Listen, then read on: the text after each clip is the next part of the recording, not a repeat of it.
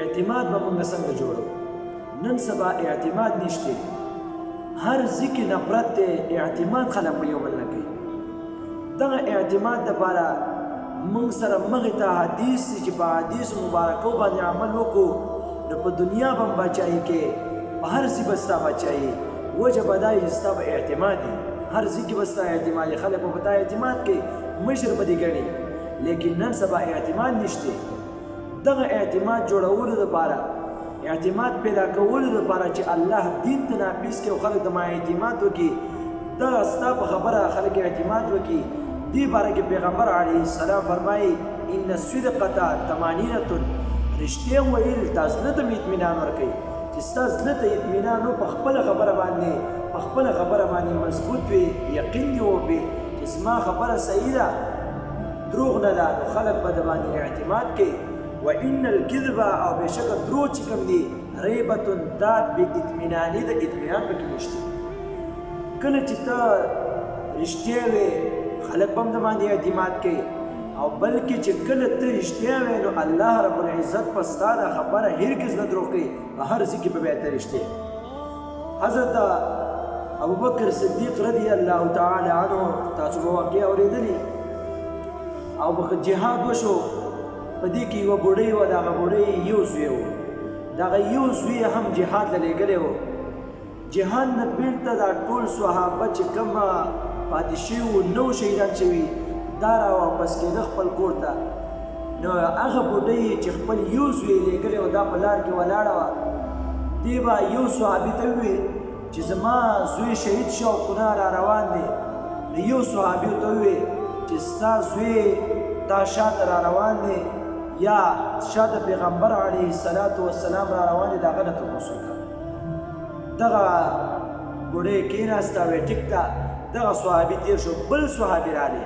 چې کله بل صحابي راغلی، هغه نه هم تپوس وکړه چې زما زوی شهید شو، کونړ را روان دی. دغه صحابي هم جواب ورکړو چې شاته پیغمبر علیه السلام را روان دی، ده نه به تپوس وکړي. کله چې پیغمبر علیه السلام راغلی نو هغوی نه تپوس وکړو چې زما زوی یا رسول الله شهید شو، کونړ را روان دی.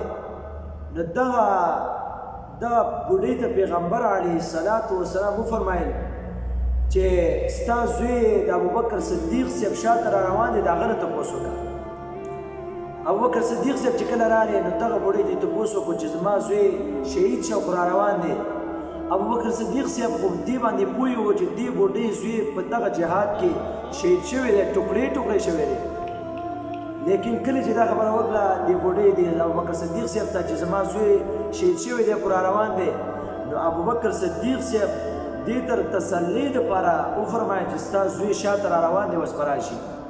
ابوبکر صدیق صاحب هم تېر شو، لاړې. دغه بوډۍ په دغه ځای کې کېناسته، زما زوی هسې را روان دی، را به شي. لږ ټیم وشو نو زوی په اس باندې سور هغه هم راغلی. بیا دغه مور ورته وویل چې تا خو ډېر ټیم تېر کړه، صحابه ټول لاړه، ابوبکر صدیق صاحب راغلی، ته ټولونه ورسره روان یې، دا ولې؟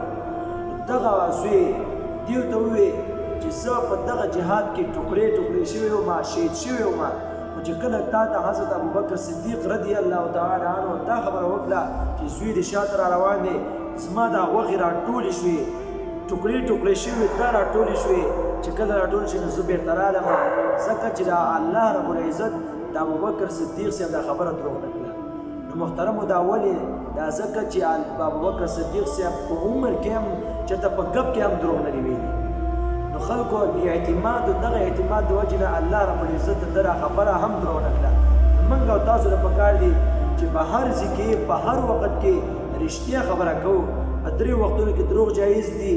په دغه وختونو نه علاوه موږ او تاسو په یو ځای کې هم دروغ ونه وایو، بلکې صدق او رښتیا خبره وکړو.